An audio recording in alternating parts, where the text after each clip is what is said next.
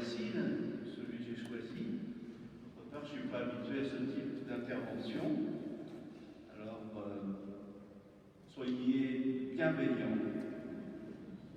La célébration du sacrement des malades que nous avons vécu tout à l'heure, avec une petite centaine de personnes en début d'après-midi, et la liturgie de ce jour, consacrée, comme vous le savez, à Notre-Dame des Douleurs, nous plonge au cœur du mystère de nos souffrances. L'évangile de ce jour nous rappelle l'attitude de Marie au pied de la croix, regardant Jésus, son Fils, agonisant. Mon propos de ce jour tentera une réflexion sur le mystère de la souffrance. Je suis bien conscient de la difficulté de ce sujet. Tout le monde se souvient, peut-être les plus anciens d'entre nous, des propos rapportés par le cardinal Veuillot, touché par les souffrances aiguës d'un cancer. Il disait « Nous savons faire de belles phrases sur la souffrance. Moi-même, j'en ai parlé avec chaleur.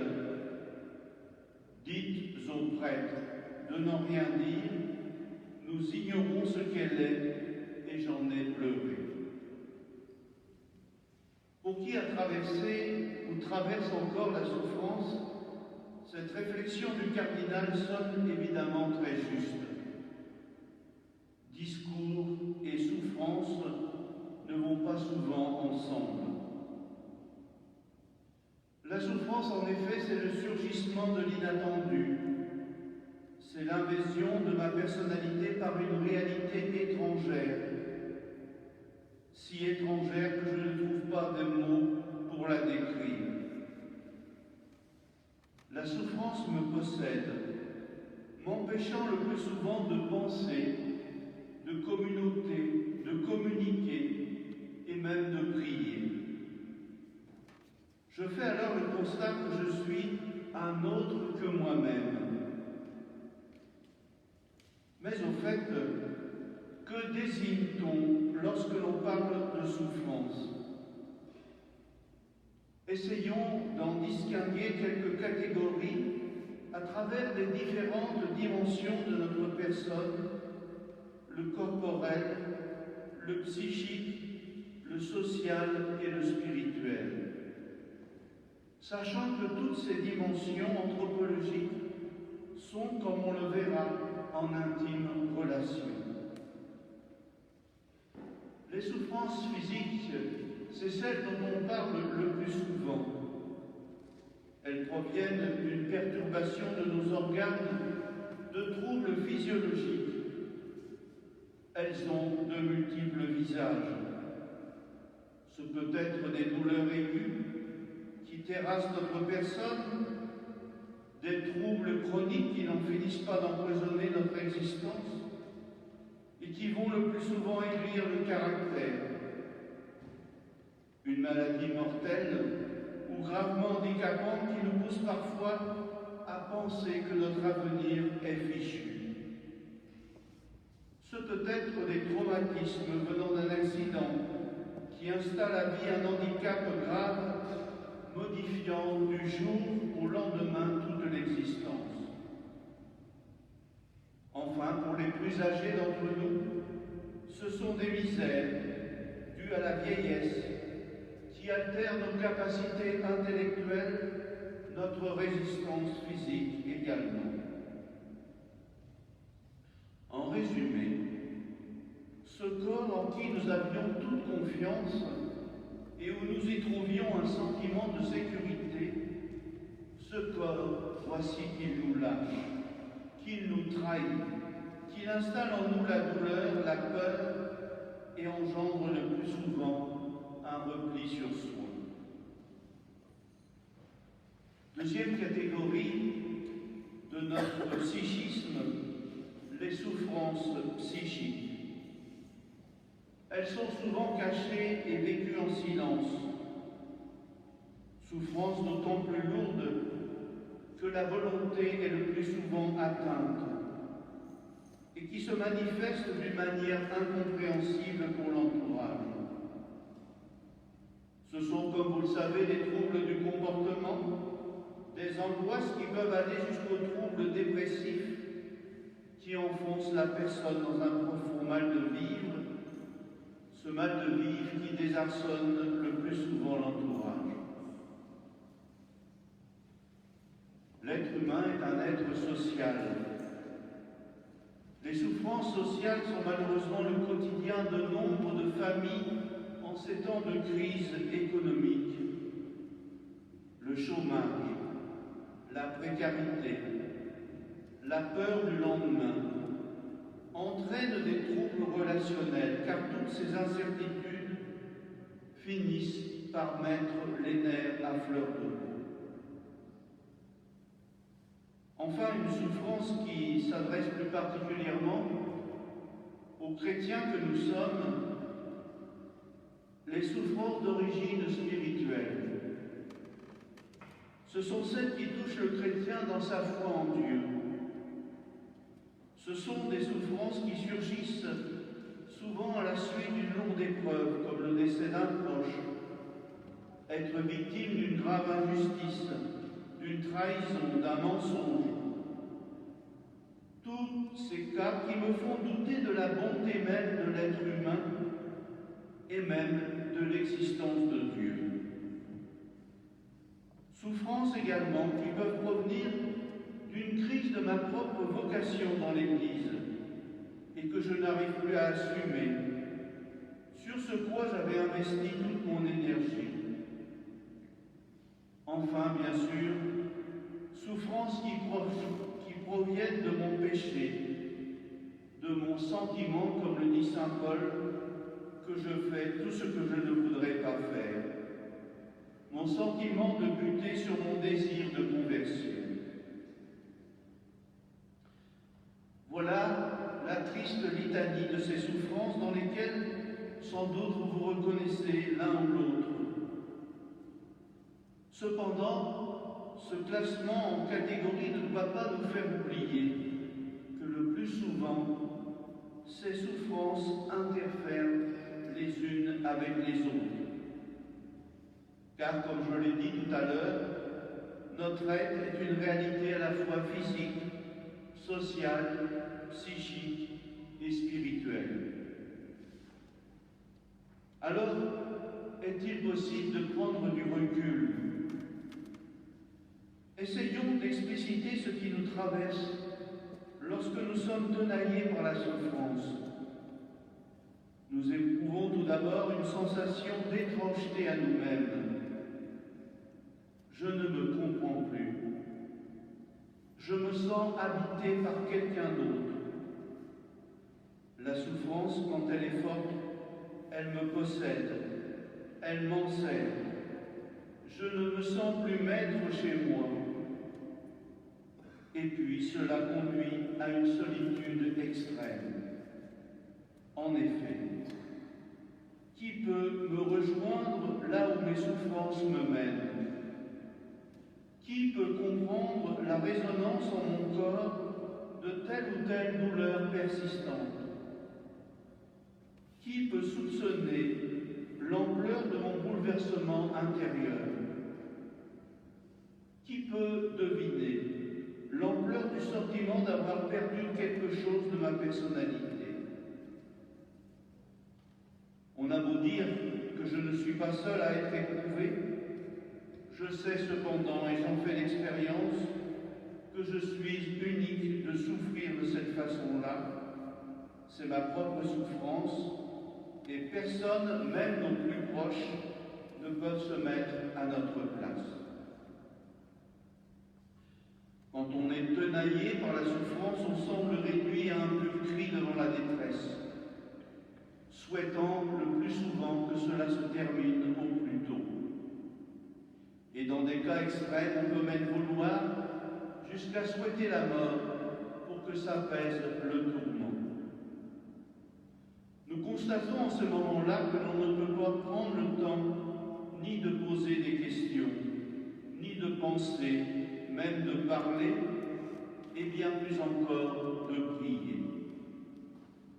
Ce n'est en effet que plus tard, lorsque la souffrance brutale semble nous donner quelques répits, que peuvent venir les réflexions et ouvrir un chemin de conversion spirituelle. Pour entamer un chemin spirituel, il convient bien sûr de regarder l'attitude de Jésus devant la souffrance. Une première évidence s'impose à la lecture des évangiles. L'on ne voit jamais Jésus, durant sa vie terrestre, se réjouir d'une souffrance de qui que ce soit. La souffrance pour Jésus n'est pas une alliée, mais bien un adversaire. Ainsi, comme les disciples en sont témoins, le Christ est perçu comme celui qui guérit, qui panse les plaies, qui compatit au plus profond de lui-même. Une deuxième constatation, Jésus fait preuve d'une grande discrétion face à la souffrance. Il ne fait pas de longs discours. Bien plus que de simples mots, Jésus ouvre l'histoire de chacun en leur faisant accomplir des mouvements intérieurs. Je donne quelques exemples. Devant le paralytique qui implore la guérison, il accède à sa demande, mais en l'ayant d'abord ouvert à sa dimension spirituelle. Ne fait-il pas la même chose lorsqu'il rencontre la Samaritaine au pied du puits pour lui révéler sa vie et lui donner l'eau vive de la vraie vie?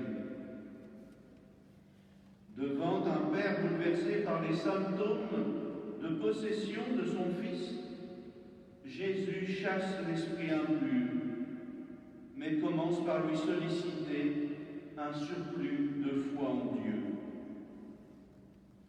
Enfin, devant un groupe de 10 lépreux, il met fin à leur maladie, mais leur demande à eux qui ont été déclarés impurs d'aller se montrer aux prêtres, c'est-à-dire de se resituer dans le champ social et religieux. La compassion de Jésus envers les malades déjoue également un piège classique de notre pensée et de la réflexion théologique sur la souffrance. Le principal piège que nous connaissons tous consiste à penser que la souffrance a un lien systématique avec telle faute commise dans le passé par la personne à qui il arrive un malheur.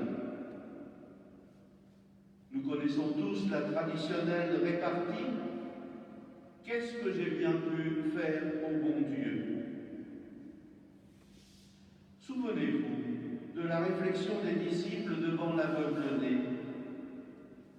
Qui a péché demandent ses compagnons, lui ou ses parents? Et bien sûr, vous connaissez la réponse de Jésus, ni lui, ni ses parents. Jésus, comme vous le savez, est l'hymne aux Philippiens de saint Paul que nous avons médité hier lors de la célébration de la Croix glorieuse. Jésus s'est fait obéissant jusqu'à la mort et la mort sur la croix. Notre foi chrétienne est la religion de l'incarnation.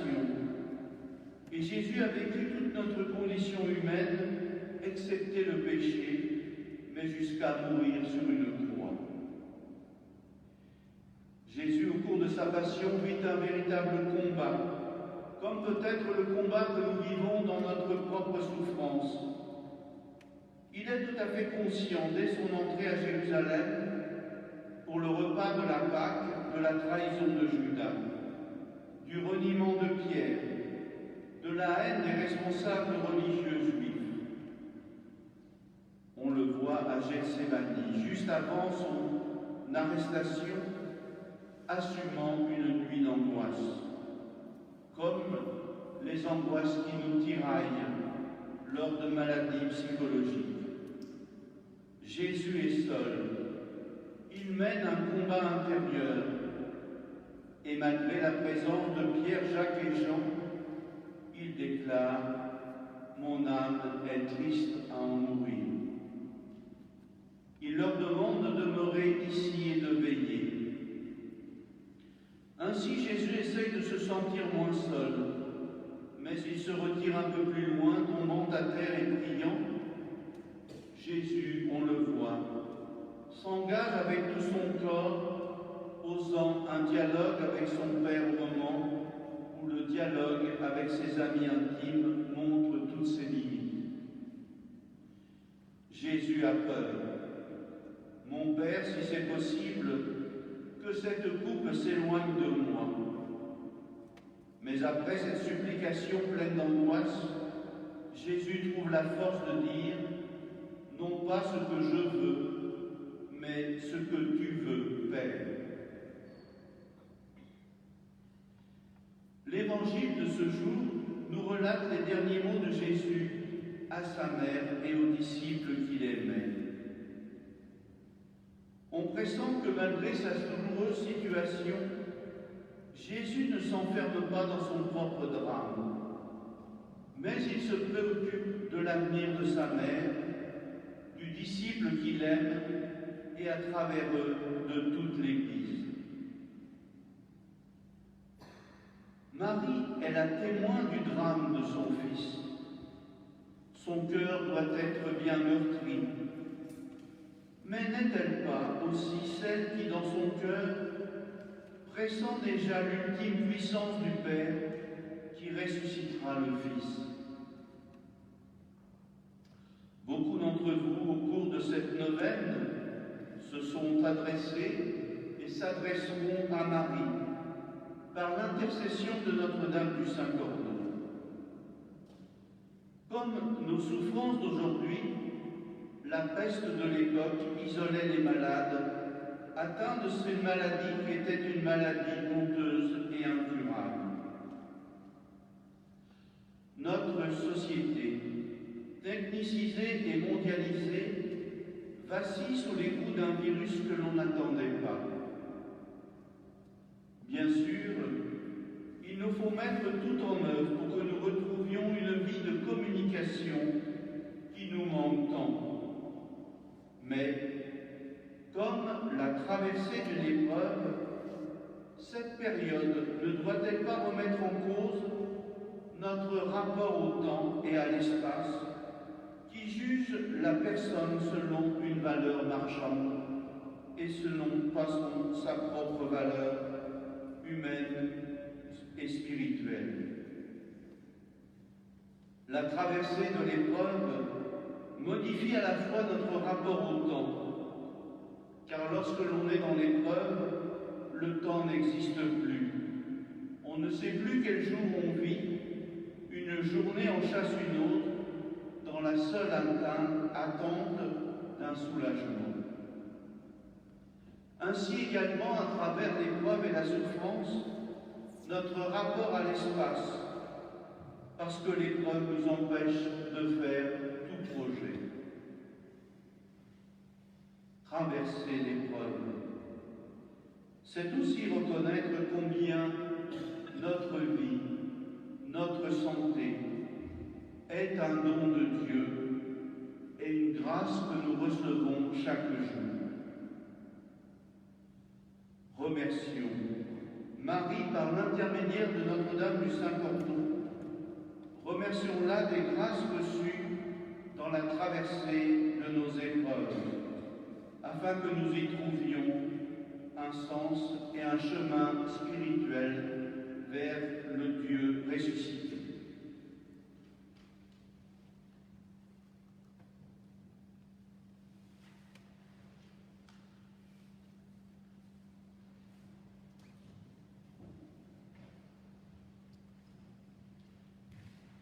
Merci Frédéric. Dans quelques minutes, donc, nous célébrerons l'Eucharistie, sans doute en communion avec tous les souffrants que nous sommes et que nous connaissons, avec bien sûr la paroisse Saint-Vincent-de-Paul, avec ses pasteurs, Frédéric, Bernard et Gérard, avec ses diacres,